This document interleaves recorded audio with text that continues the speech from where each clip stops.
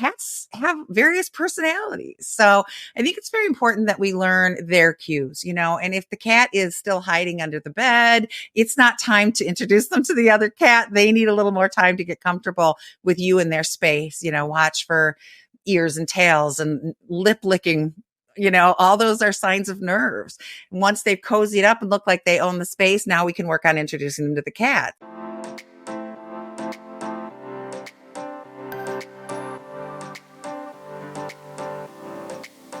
Welcome to the Pet Care Report podcast by Pet Summits. Here's your natural cat healthcare host, Dr. Meghan Barrett.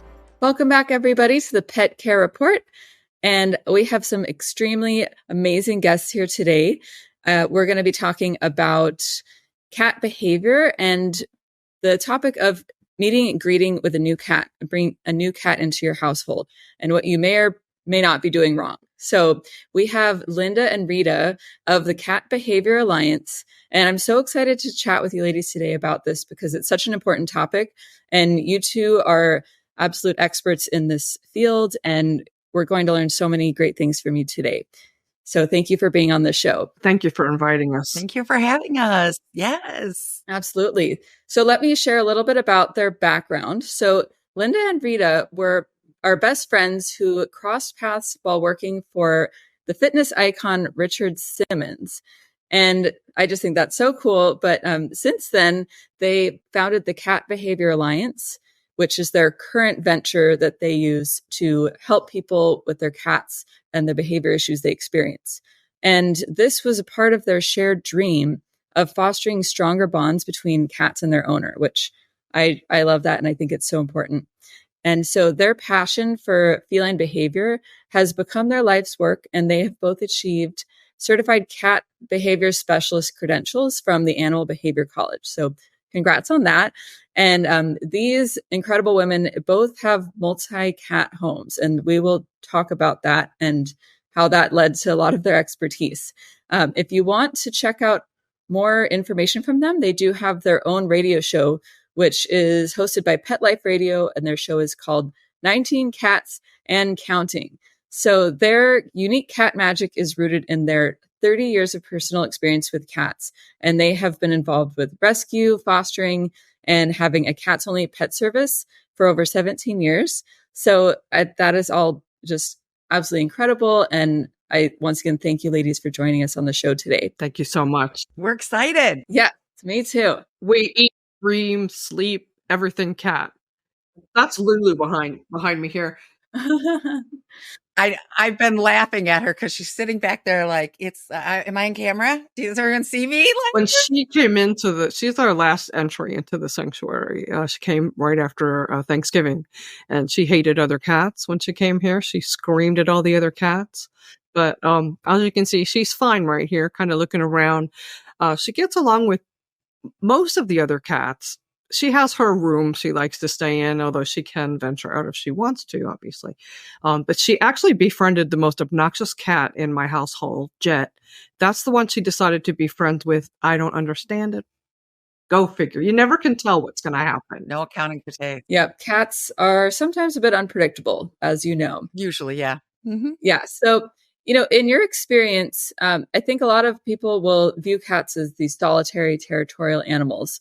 And do you see that it's possible for cats to become genuine friends and companions, or will there always be some tension between them? I think there's always going to be tiffs, just like anybody who lives with a sibling or a husband or a wife or anybody, right?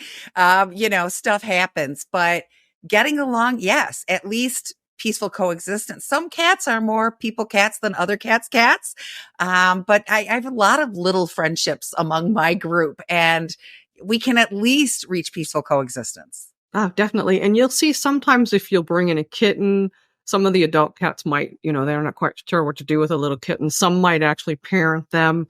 But I know that as Jet, who's the last kitten that entered the sanctuary, as he's gotten older, some of the older cats now play with him where they avoided him the first year he was here.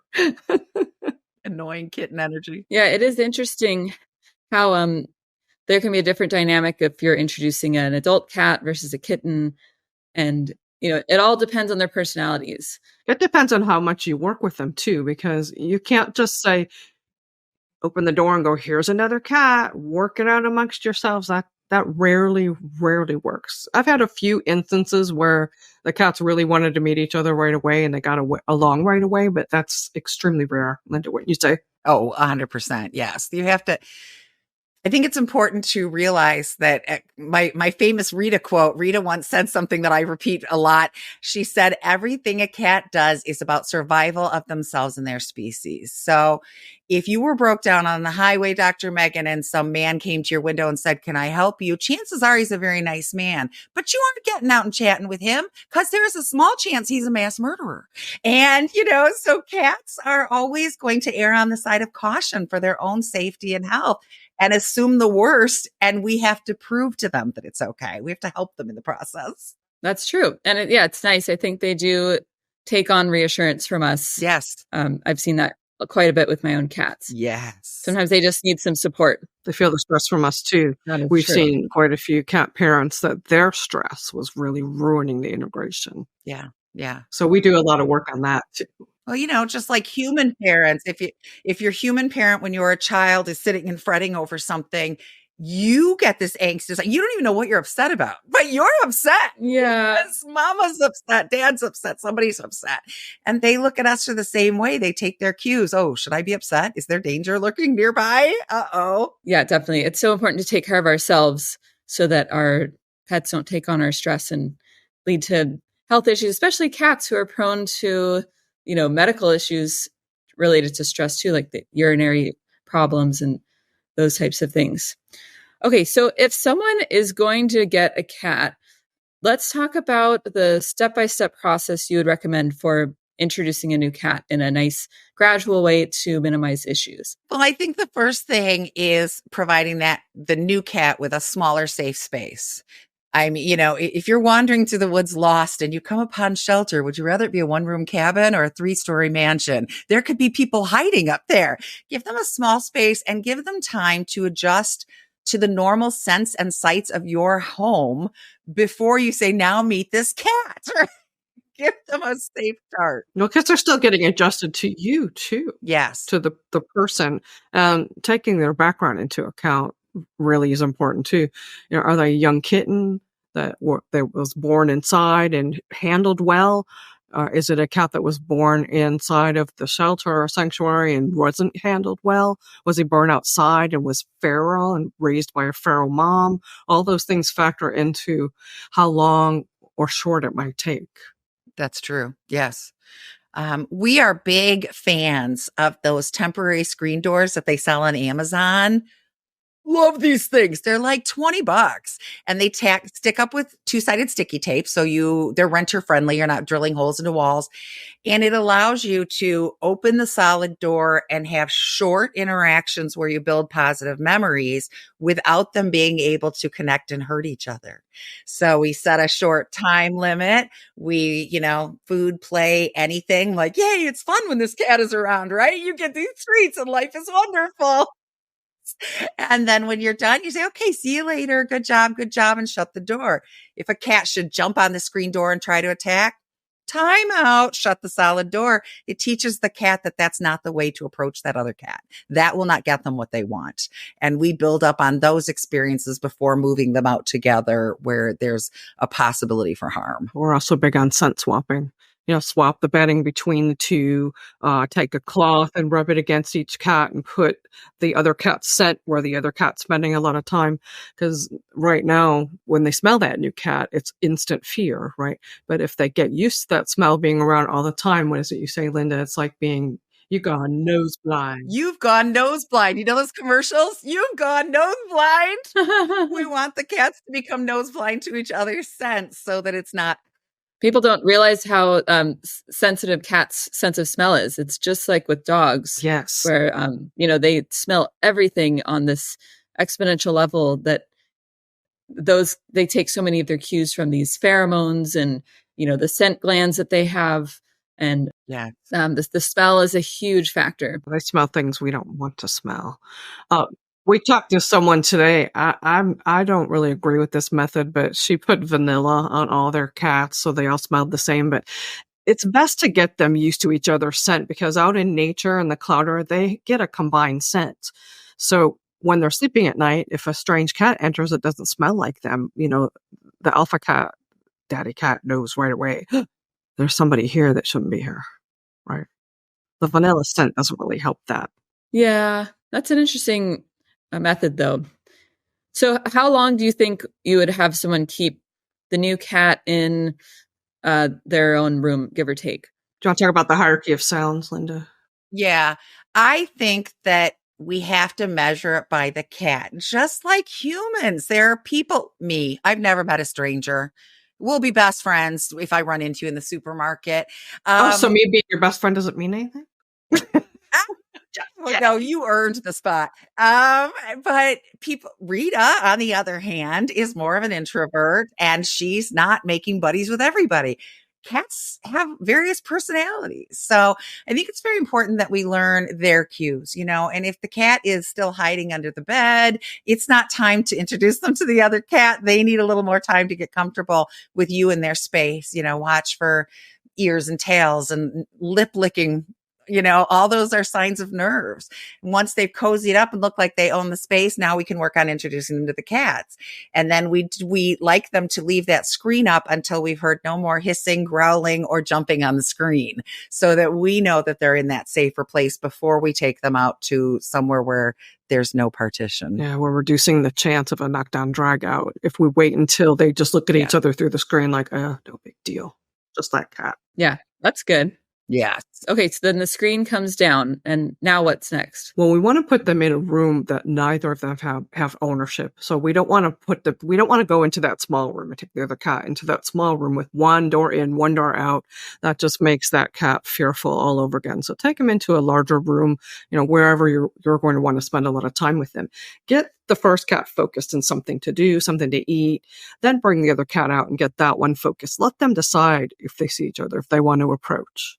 And how are we ready, Linda, for the approach, the toss and all of that? Yeah. Again, like she said, set up enrichment. I saw on a social media video, this lady brought home a cat and her cat's laying on the cat tree and she's like, look, here's your friend. And I'm like, don't do that.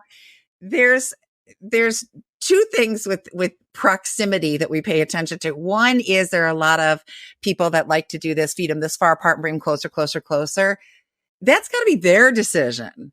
On the other hand, we've had people try to discourage them from getting nose to nose. If I keep you apart from me, then how are you going to get to know me? But it's got to be up to them. So it really is watching their cues and getting them engaged. And we usually say when you bring them out from the screen the first time, even though we've had an amazing time and they can be hours with the screen open, you're putting them in a new situation, which changes things a little bit. So start small again, right? Like we'll do this for 5 minutes and then kitty can go back to their safe space and then build up and see how they're doing. And again, take their cues from them. And be ready with something in case one approaches the other a little too quickly. It looks like there's going to be a fight, a soft ball or a pair of socks, anything, and toss it to the one that's doing the chasing. It'll distract him from chasing. He'll have to look because, it could be another predator, could be something to eat. Mm-hmm. Gives the other cat a little chance to get away. But if we've done everything right with the screen up, there should be really no surprises in that at least. But someone is going to want to approach the other. They're going to want to get a good sniff of each other's butt, and one might be ready to do that while the other's not quite there. So you still have to watch, and don't just walk away, put them in the same room, walk away. Make sure you watch how the interactions go. Yeah. So it might take a few weeks to get a cat fully integrated into the household. It could. The quickest we've seen client-wise is Ray, 2 weeks, which we can't guarantee that. But that was really quickest is 2 weeks. Yeah. It was exciting. Yes. And again, we got to look at the cat. So Lulu behind Rita was scared of all cats. So it took her probably 3 months before we really thought she was ready to, before we considered her basically integrated because she's got more fears than others. She was scared of me too. Yes, she was. She really scratched Rita up bad. I forgave her. Yep. We're buds now. Yes. And if they've had a fight, they're going to remember that fight. So it might take a little more convincing. If they were rescued out of a hoarder's home where they were really fighting for resources, it might take a little more time. Y'all, cats carry their trauma around like baggage, just like we do. I don't care if it happened when they were 2 days old. It's logged in there. Trust me on this one. Especially the lack of food. That one really sticks with. Linda has one that was a dumpster kitty eating on a trash, and she's still, I mean, she's been taught not to jump up into plates and things, but it took a minute. It took a minute. Yeah. Yeah. She used to steal food off plates. And once my daughter took a bite of chicken and she did a drive-by and stole the chicken right out of her mouth and scratched her. Wow. Yeah, that food insecurity is a real thing. Yes. Yes, exactly. Just like with dogs, a dog get it too. Yeah. Oh, yeah, definitely. So we've taught her not to steal food, but I have to keep cognizant of the fact that that trauma is still with her. Just because she's learned that she can't take food off my plate doesn't mean she's feeling better about food right now. So, yeah. Very true.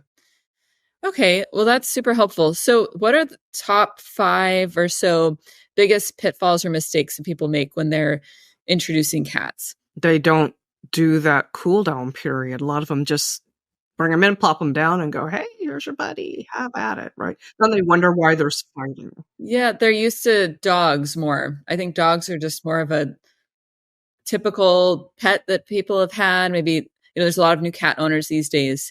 And so I even have people that are like, oh, I want to have a play date with my cat and my friend's cat. And I'm like, that might not be the best idea. But yeah, introducing a new cat into the household, it's not like dogs where they're just going to buddy up and have this like wagging tail interaction and go off and play together in the yard. That's not how cats work. Right. It's not like that with cats. I actually wrote a blog about that way back. Yeah. Look, think about when you go to the vet's office. You see the dogs walk in, they're approaching each other, they're sniffing the waggy tail. No, the cats aren't like that. They're all in their individual carriers growling. Yes. Yes. I think the biggest one for me, please stop assigning human emotions to your cats. While there are very many similarities, I could build the sanctuary if I had a nickel for everyone who said to us, my cat is a bully, my cat is a victim, my cat is aggressive, my cat is selfish, my cat is jealous, my cat is punishing me, my cat is punishing me, my cat is, no, they're not. Those don't exist. We had a client quite a while ago that really stuck with me. Every month he had to go away for a couple of days for work. And every time he came back, his statement, the cat pooped on his pillow to punish him for leaving. And he was considering rehoming the cat for this. And I said, your cat has gone to the biggest scent soaker in your house that smells like you. I could actually cry talking about it. And has mixed their scent with yours to comfort themselves because they love you so much. And I wanted to say, and you want to rehome them, but I did not say that because I am a professional dog. But I wanted to, those misunderstandings can make you view your cat differently, handle things differently. We have to have understanding of where living beings are coming from, whether it's a cat, a dog, or a human being. Yeah, a lot of those are like a cry for help too. My cat one time peed right on the pillow that my fiance was sleeping on. And, he was like, oh, he's being bad. And then it turned out that then he was peeing blood and he was like, somebody help me, and it was totally a cry for help. So, we can't assume that when they do bad things, quote unquote, bad things, that it's malicious behavior. They're just trying to communicate with us in the only ways that they have sometimes is these extreme types of things. Oh, it's true. One of the things we always ask is, has the cat had a vet visit recently? Because, oh no, he's been doing this peeing for 2 years. That doesn't mean that this time it's not a UTI or something else going on. Yeah. Yes. And I think, that peeing on humans thing, people do not understand, and it's that time of year, how upsetting feral cats are to your cats. And a feral will spray your house, which is a big sign to your cat that someone has claimed their space and is going to take everything they own. So they will often pee on their people while they sleep to mark them with their scent so that the cat knows you can't take my person. So of course you're upset. Nobody wakes up and goes, oh, that's so sweet. My cat just urinated all over me. No one says that. But the cat was trying, it was out of love. It's actually a compliment. And no one wants it and we can fix it, but it wasn't a mean jerk. Yeah, the cat at the farm always pees all over my car whenever I go there. And I have to wash my car before I go home. Otherwise, my cat's going to freak out when I get there with the car. Yes. Cat behavior is so fun to talk about. You wanted five top things. I think, what are we at, 3? Yeah. Another mistake people make is they have a 15-year-old cat and they bring home a 2-month-old kitten and only one, right? And they wonder why they're not getting along. Well, it's interesting. We've noticed, though, if you bring home a kitten that's young enough, like maybe 8 weeks, 9 weeks, a lot of time the older cat will parent the younger one. But if you bring one home that's already like 5 months, 6 months, right? It's already past time when mom would have been kicking babies out of the nest. Usually they want nothing to do with them or their high energy or their antics. Yeah, that's the little terrorist phase. Yes, it is. They're teething and going berserk, bouncing off the walls, keeping you up all night. And your geriatric cat, who is the equivalent of a 98-year-old, does not need that or want that. So If you're going to do that, get 2 kittens because they work all that out on each other. Yeah, great tip. I think, again, we hear a lot. My friend, mother, brother, cousin mechanic told me to just put them together and they'll work it out. Don't do that. That's where that works. No, they won't. Very rare. Linda actually had to do that during the Great Integration because she had no room to separate them. But you guys policed all the interactions and made sure everything went well. You didn't just say, okay, you're all together now. Yeah, here we go. Everybody out. Well, and we purposely brought over 2 of her 4 cats at a time so that they had somebody there that they knew. And so that my cats were like 4 cats, so it was 2 and 2. So yeah. That makes sense. Yeah. It's interesting how they end up establishing this type of hierarchy when there's a multi-cat household. We see it change. They all fill these different niches, right? We see it change too. We see top cat change quite a bit. Yeah. Yeah, my cats are always like being dominant over the other, and then it swaps. And they're actually siblings, so they were born and raised together. But as they've gotten older, it's interesting to see the dynamics that fluctuate in between them. Are they both male, both female, one of each? One of each. One of each. Ah. Go ahead, Linda. Talk about the alpha male, alpha female syndrome. Yeah. No, if you haven't, and not every household has an alpha male or female. Some cats are submissive. But if you're looking at a household like mine with 11 or Rita's with 18, there's probably an alpha male and an alpha female in there. And when it comes down to a disagreement, the females always trump the males, as we believe it should be in all. Well, sure, it's their job to guard the kitten's house and home, just like us at home. When Yeah, that's true. Yeah, and they'll put their men in their place. Yeah, my female is smaller than the male, and she doms him every time. Yeah, see, it doesn't matter size; it matters. People will say that all the time. I don't know, because he's a really big cat. It's like, honey, that has nothing to do with it. You heard that small but mighty kind of cliche? Yeah. Yeah. The Napoleon complex. I have actually 2. I'm toying between which one I want to talk about, but I think this one will appeal to Linda. People bring home a Bengal when they have other cats. That doesn't usually work out too well. Bengals and Savannahs and Sorvals are whole different. They're very different than our typical house cats. Linda, you want to talk? Yeah, we just got an email recently from a lady. She has an F1 Savannah. So for those of you who do not know, this is as close to a wild serval as you can possibly get. And crazy thing, this cat's like biting her 19-month-old. Isn't that bizarre? So, if you want a Bengal. It's just a kitten too. It's just 15 weeks. She isn't even into the thick of it yet. Yeah, she's in trouble. If you want to get a Bengal, that's fine. There are people who have them and love them, and they are great cats, but you have to be prepared for what you're getting yourself into. You're getting yourself into an ADHD kid that's going to need a lot of enrichment. And I knew I was going to rile up Linda. Yeah. It's like people that get a wolf hybrid as a pet. Yes. And it's the Bengals aren't even legal here in Hawaii. So it's kind of really? Kind of interesting. I did not know that. Yeah. I mean, a lot of exotic pets. I know the Savannahs and Sorvals aren't legal everywhere, but I didn't know that about Bengal. Wow. Yeah. What about like a Maine Coon? The Maine Coons can be very large. Do you ever see issues with that? Well, Maine Coons are like they're very docile. They love other animals. They love other dogs, and they're very agreeable. So they have a totally different personality. I have no problem with people getting Maine Coons with other types of cats, but those other ones are just too wild. But again, you have to look at what they've been through. I mean, yeah, Maine Coons are typically the dog of the cat world in behavior.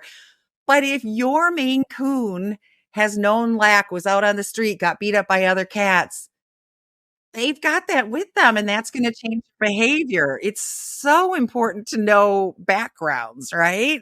Yeah, and it's hard when you adopt a cat from the shelter because you don't know what they've been through. But you do know they were relinquished, or they were on the street, and they lived in a shelter situation with barking dogs. So they've got trauma. Yeah. Yes. And there is no but from what I've seen so far, there's nobody we can't get there. We just need to have realistic expectations and understand that it might take a little longer. Mm-hmm. Yeah, it does take work. And it's not exclusive to certain breeds. As I watched Deadpool in the window back there, he's a jerk. Okay. If he is not kept occupied, enriched, and entertained, he will cause trouble. He has been stuck in my chimney. Oh my goodness. He is an open the foo. I don't know how. He's an escape artist. He doesn't want to be outside. As soon as he gets out there, he sits by the window and cries until you bring him in. He just needs a challenge. So I provide things for him to do. My house is Kitty Disneyland, and he's fine. But God forbid I slack off on it. He's not fine. He'll find his entertainment somewhere else. Well, I guess speaking of that, so what environmental adjustments or enrichment can be made so that the resources and the vibe of your home is going to reduce these squabbles between the cats? Yeah, that's so important. I don't know how many times I was a professional cat sitter for 17 years. I owned it just for cats pet sitting. I was one of the main sitters too. You walk into these homes and there's nothing that indicates there's a cat except a litter box and a food bowl. You need to give them things to do. And depending on the breed and the cat too, they need intellectual stimulation as well as physical stimulation. They need places to go up high, places they can observe the world. They need self-play toys they can play with while you're not home. Linda? One of my biggest things is, cats in nature go out and hunt their prey and torture it, right? It's a whole thing. They're very sadistic and they torture it and they do all the stuff. And then they come in our homes and we go, here's your dinner, Fluffy. And they're left with this amped up prey drive. Treat balls, puzzle toys, Silver Vine, lick mat. Yes, silver vine, things for them to do and hunt and get that energy out, because it's going to come out one way or another. So do you want it coming out on your other cat or the treat ball, right? Yeah. Like cat trees, repurposed furniture, so that, not everybody wants their house to look like a Petco or PetSmart, right? One of our favorite websites is housepanther.com with Kate Benjamin, who co-wrote Catification with Justin Galaxy, which is an awesome book. But she's got, a lot of do-it-yourself projects and things that she recommends that don't cost an arm and a leg, that make your house look still like your house instead of like a vet's office. Yeah.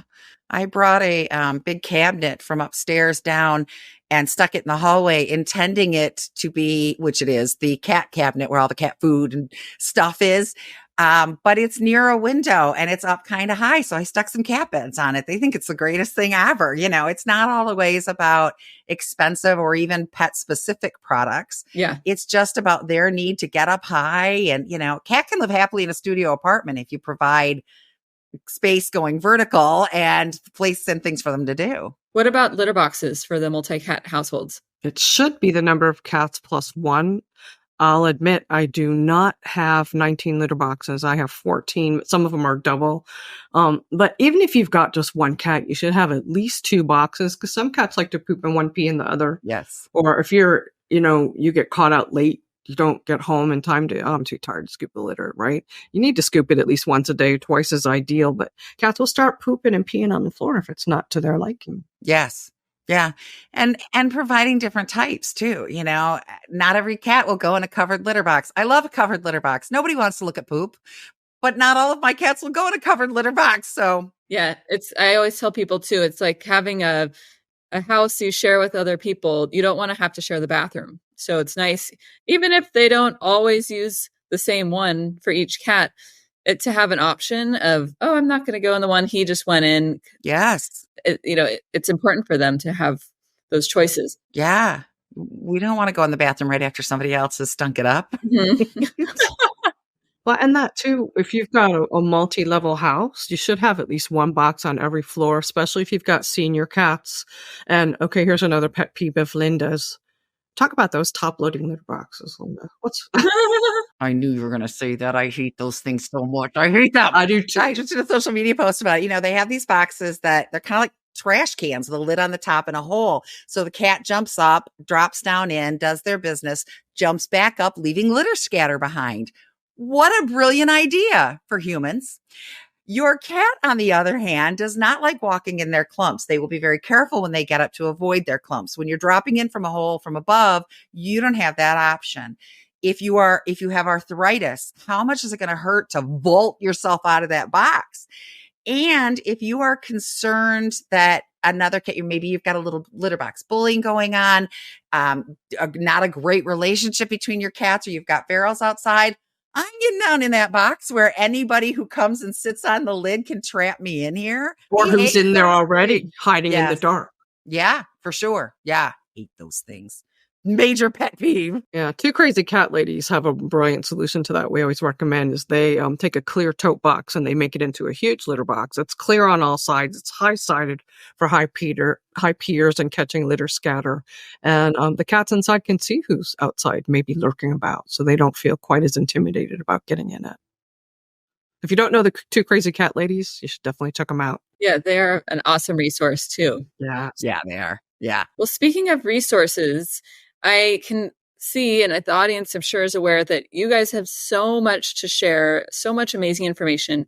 So where can we find you online to continue learning from you? We're everywhere. So catbehavioralliance.com is our website, and that's where you can go to book a session and get more information. We've got blogs, we got all kinds of stuff there. We are also on YouTube, TikTok, Instagram, and Facebook, and we try to do some regular tips and tricks. Usually it comes out of a session that we've done, and I'm like, I got to do a video about this. Listen, quit doing this, So we post, we post a lot of good tips and tricks and things that we see are getting common on social media as well. Talk about our clubhouse. Yeah, we have a clubhouse within our website it's kind of like a way of supporting us, like a Patreon, that sort of thing. There's a monthly or a lifetime membership or a yearly membership. It's tax deductible because they're donating to the Cat Behavior Alliance. And we've got some videos and things in there, PDFs of years and years of Catster articles. And we try to do some specific videos and things that are only for our clubhouse members. So yeah, there's lots of good stuff on that site. Check it all out. Hit all the buttons. And where can we find your radio show? 19 Cats and Counting is on PetLifeRadio.com. So if you go to Pet Life Radio. Yeah, pretty much anywhere that, I just ask Alexa to play this podcast and she does. She's amazing like that. But yeah, pretty much any place you can hear a podcast. Apple, Spotify. And then we have a page on our website too, where you can go right to the Apple Podcasts. We also put the video up on our YouTube, which is youtube.com/Cat Behavior Alliance. So you can see the video versions. Well, a lot of time we'll post that, this new audio is out. Okay, when's the video coming out? Yeah, they want to see it. Yeah. Okay, very cool. So we're about out of time. Do you have one last tip, your number one tip for our listeners to go away with so that they can implement if they're going to be introducing a new cat soon? Take it slow.